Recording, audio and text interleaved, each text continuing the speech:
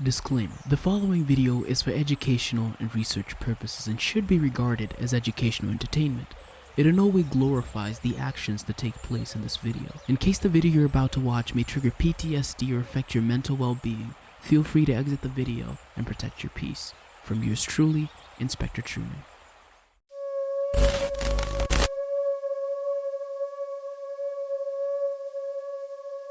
July 20th, 2012. Midnight, Aurora, Colorado.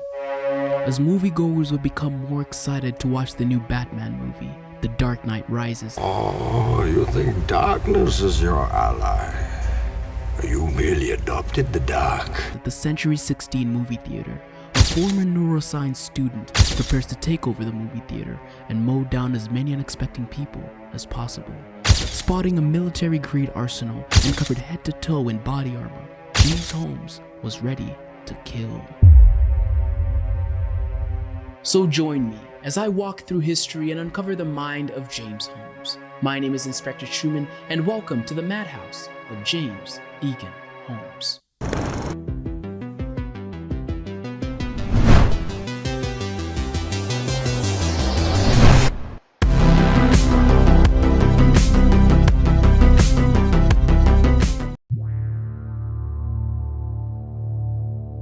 Born December 13th, 1987 in San Diego, California, James Egan Holmes was your average California kid, raised by academically gifted parents where his father, Robert Holmes, was a brilliant mathematician with degrees from universities such as UCLA, Stanford, and UC Berkeley, and his mother, Arlene Holmes, worked as a registered nurse. He also had a younger sister who would be raised alongside him. Living in Oak Hills, California, it was at the age of 12 years old where his parents would move back to San Diego, where they settled in a quiet neighborhood. James Holmes' life was as normal as any child on the surface. Think about it. He had two working-class parents. He attended Westview High School, where he played football and participated in cross-country running. And on Sunday, they would attend church as a family. However, it wasn't always sunshine and rainbows in James's life.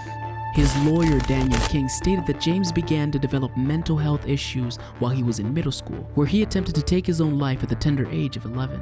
At the age of 12, James started to isolate himself in his room, and this got so bad that his mother would go door to door searching for playmates for his son, but she gathered little to no success. Years before these events, Holmes was a model child that everybody adored. He was a happy, loving, obedient child who got straight A's in his schoolwork, and everybody praised him and loved him, stating that he had a bright future and his intelligence could rival that of his father. But suddenly, he changed.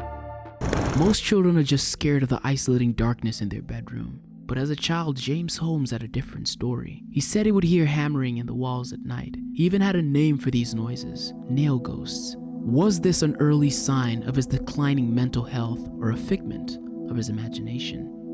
Despite all these pitfalls and hurdles in his life, 2006 was finally the year James Holmes would graduate high school. Before he joined the university to study neuroscience, he got a chance to intern at Salk Institute for Biological Studies for 8 weeks, where he was assigned to write computer code for an experiment. His supervisor would describe him as stubborn, uncommunicative, and socially inept. However, he was brilliant, as shown here in a snippet I found of James presenting his research at the end of the program to other interns. My mentor, John Jacobson, who works in CNL, is a philosophical type of guy. He's interested in how we perceive reality, specifically grapheme perception. And graphemes are basically just letters of the alphabet. And he wants to know how graphemes are mediated in spatial frequency channels. He also studies subjective experience, which is what takes place inside the mind, as opposed to the external world. I've carried on his work in dealing with subjective experience. He would later join the University of California, Riverside to pursue neuroscience, but it was no different here. He tried to make friends with other honor students, but he couldn't fit in, and after he graduated in 2010, where he skipped his ceremony due to social anxiety, he was turned down by all the Ivy League schools he had applied to further his studies. Due to his fear of interviews and his shy demeanor, it was so bad that some of the interviewers would go to say, quote unquote, "Don't take this guy under any circumstances." So back to depression and sleeping away most of his days he went until his mother advised him to get a job. So he got a job at a pill and capsule coating factory in San Diego County. But even the staff there observed his weird and abnormal behavior, where he would stare at a blank wall for hours and respond with a glance and a smirk when he was questioned about his well-being. In 2011, he enrolled as a PhD student of neuroscience in the University of Colorado in Aurora, where he would descend into madness. During his stay at the University of Colorado, James explained that he was frequently visited by shadow people who would fight each other with firearms and other weapons, and he would see this from the corner of his eye. It didn't end there. During this time, James Holmes, believe it or not, had a girlfriend. But this would prove to be a pitfall for Holmes. He descended into a spiral of depression, his grades dropped, and for the first time he seemed to struggle academically. He decided to seek help at the student health clinic, where he informed the counselor that he was having homicidal thoughts. After hearing this, the counselor considered placing him on an involuntary mental health hold, but decided against it, noting her belief that Holmes was only borderline, and the decision to put him on a mental health hold would only inflame him. Why? In her defense, she said he had no plan to kill anyone. He had no fantasies or delusions of killing people. So she concluded that he wasn't a threat and sent him on his way to Dr. Lynn Fenton, who was the school psychiatrist, who asked him more about his homicidal thoughts, where he said, and I quote, "People are my problem, and the only solution is to kill everyone, but that can't happen because that's not realistic," end of quote. She then goes ahead and diagnoses him with OCD and gives him medication. Her conclusion was simple. He wasn't a threat because he didn't self-mutilate, he didn't plan on self-deletion, and he had no plans of harming others. On the surface, this looked true, and James Holmes looked innocent and honest, but in his mind, James Holmes was planning something big. The one thing James Holmes was good at was showing people his innocence. But in reality, the schemes that he cooked up in his mind completely differed from what he presented to people. The reason for my previous statement is due to the fact that in his journal, a different side of James was seen. He only showed people what they wanted to see and hear, but deep down he was planning his big massacre. In summary, he would write in his journal that he had to keep a tight lid on his plans and resist any questions about his homicidal thoughts, especially from psychiatrists, who he nicknamed mind rapists, because he knew if he admitted to his plans, they would lock him up. In the following months, he started to talk to his ex-girlfriend, who they maintained a casual friendship. And it was at the end of February where you actually broke up with him. Around the end of February. Okay. You thought that James was sort of taken aback by the breakup. I don't think he was expecting it when I went over and told him. You guys agreed to stay friends. Yes. And you said earlier, approximately a week later, you decided to be what Mr. Brockler termed friends with benefits. Yes. Does that mean that you guys can still get together intimately and sexually, but you won't be considered boyfriend-girlfriend? Yes. They used email to converse, and James would tell her about his homicidal thoughts. It was toward the end of March where you get that G-chat from Mr. Holmes about the human capital. Yes. And that was, you said, the first and only time you had heard him talk like that. Yes. Prior to that, he had never said anything delusional, in your words, something irrational that didn't make sense. No, he hadn't. The conversation would go on for a while, where the value of life would end up being the main topic, where James would tell her how valuable human life is, where he referred to human life as human capital. The girl then goes ahead and asks him what he was going to do with all that so-called human capital after taking people's lives, to which he responded, "Have a more meaningful life." And after you got that G-chat, you told Ben, hey, take a look at this. This is kind of weird, right? Yes. And you guys told James that he should talk to his therapist about that idea. We asked him if he was talking to his therapist about that. And he said that he was. Yes. The conversation ends while his ex-girlfriend tells him that killing people wouldn't fulfill his purpose, but James concluded by saying it would grant him a more meaningful life. April of 2012. He stops all communication with his ex-girlfriend, ending their casual friendship, and they part ways for good. 2 weeks later, he again meets with Dr. Fenton, where he sticks to his plan and tells her what she wanted to hear. The doctor would conclude he wasn't a threat and sends him on his way. Due to constantly failing his tests and his declining grades, James Holmes would get frustrated and start jolting down ideas on how he was going to kill people. In his sick and twisted mind, James Holmes was finding a new purpose because his academics were not fulfilling. His first idea was to use explosions, but he thought that would be too suspicious. He thought biological warfare, but he thought that required too much know-how and chemical material. The act that he really pondered upon was serial murder. He even thought of a plan to buy a stun gun shaped like a phone and arm himself with a knife. Go to a national park forest trail where he would pick off his victims one by one.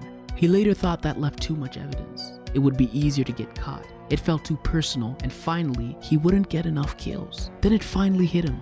Mass murder. He quickly listed the pros as: it had maximum casualties, can easily be carried out with a firearm, and it wasn't personal. So he made his decision, and now it was time for him to choose his location. He settled on 2 locations, either an airport or a movie theater. However, he quickly turned down the airport because of heavy security and mostly because he didn't want it to look like an act of terrorism. According to him, that would be like sending a message, but for him, there was no message. He just wanted to kill a bunch of people. After a bit of mind-bending and statistics, he finally chose the Century 16 movie theater in Aurora, Colorado, which was approximately 4 miles from his apartment. He chose this place based on 3 metrics that I found in his journal. First, it was isolated. Secondly, it was proximal. And thirdly, it was large. He mapped out the theater in detail, both inside and outside. He then proceeded to criticize and weigh the pros and cons of each theater room and how best it would suit his needs. If it had too many exits, it wasn't ideal, where he narrowed down to 2 rooms. In both, there was only 1 entrance and 2 exits, which he could lock, and this ensured the maximum number of casualties, so he thought. Something else I found interesting is that he studied the Columbine mass shooting, which we surprisingly covered in the last video. The card will be in the right-hand corner if you want to check that video out for more information. The reason for studying Columbine was for him to gauge the police response time and how much ammunition he needed to have a fighting chance. The response time came around 3 minutes, and to him, that wasn't much of a window. So he hatched a secret plan to combat this issue. It was now time for him to go on a shopping spree for his ammunition and weapons.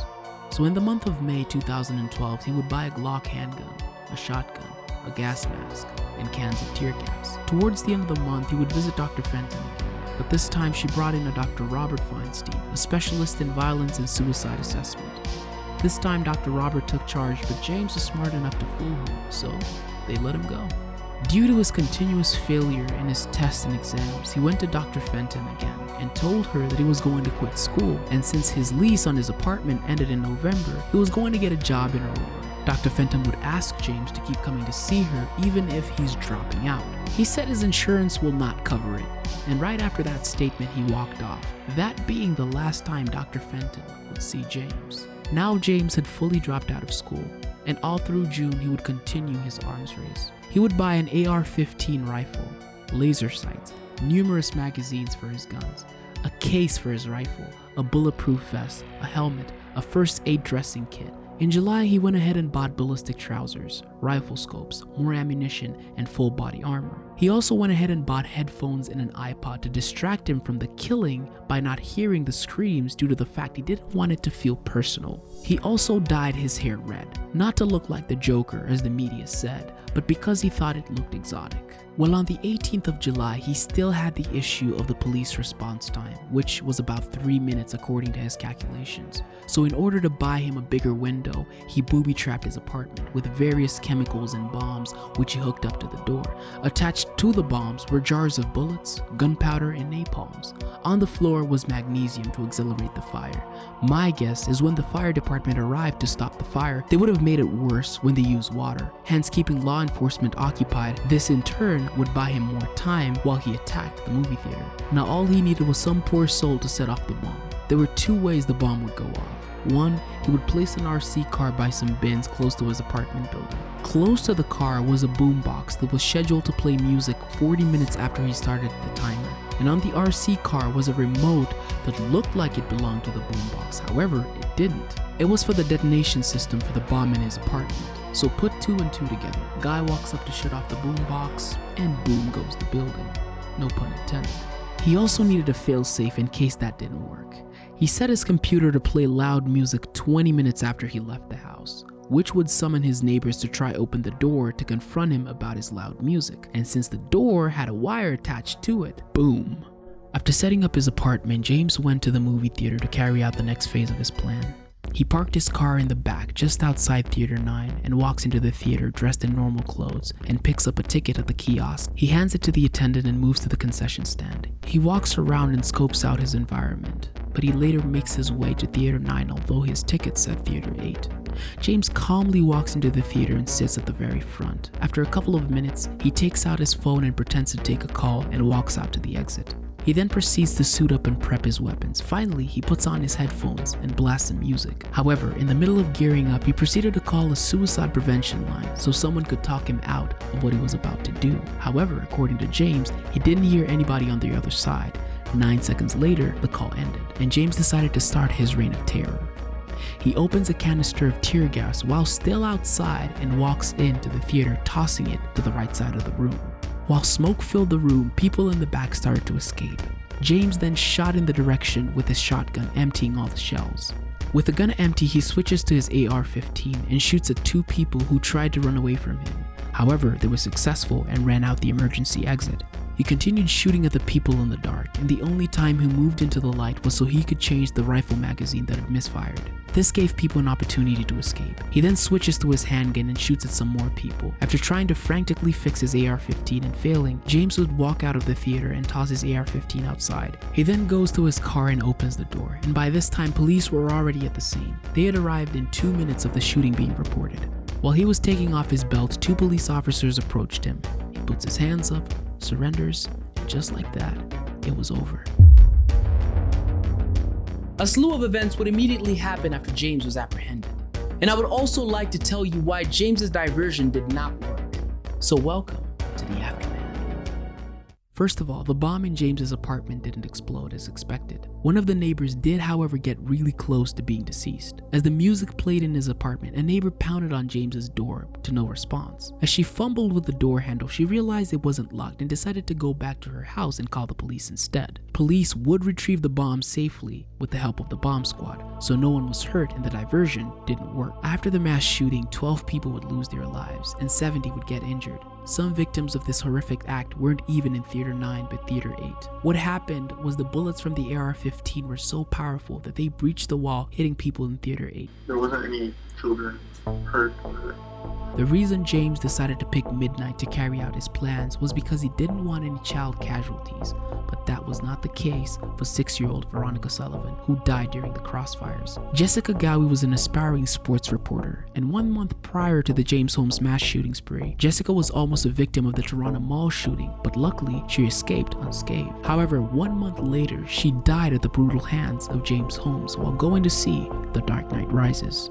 James Holmes was taken into custody and secluded from other inmates as he was a high-profile case. He was later charged with 24 counts of first-degree murder, 2 counts for each victim he killed, 116 counts of attempted murder, possession of explosive devices, and inciting violence on July 20th, 2012. In 35 days, his hearing was set to commence, but in November, he attempted to off himself twice but failed.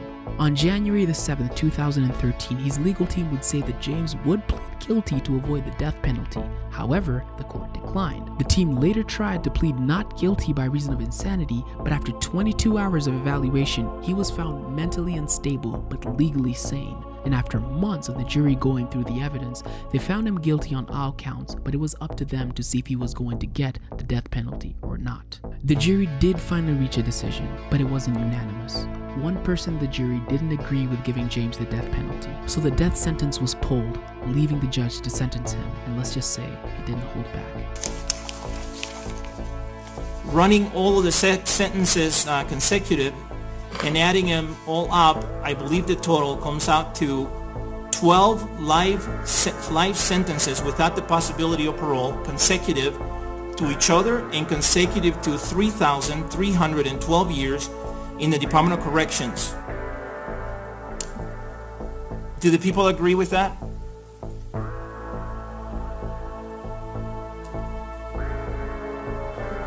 Yes, actually it's 3,318, excuse me. All right. 3,318. So the record is clear. It's 12 consecutive life sentences without the possibility of parole. And then those life sentences are also consecutive to 3,318 years in the Department of Corrections.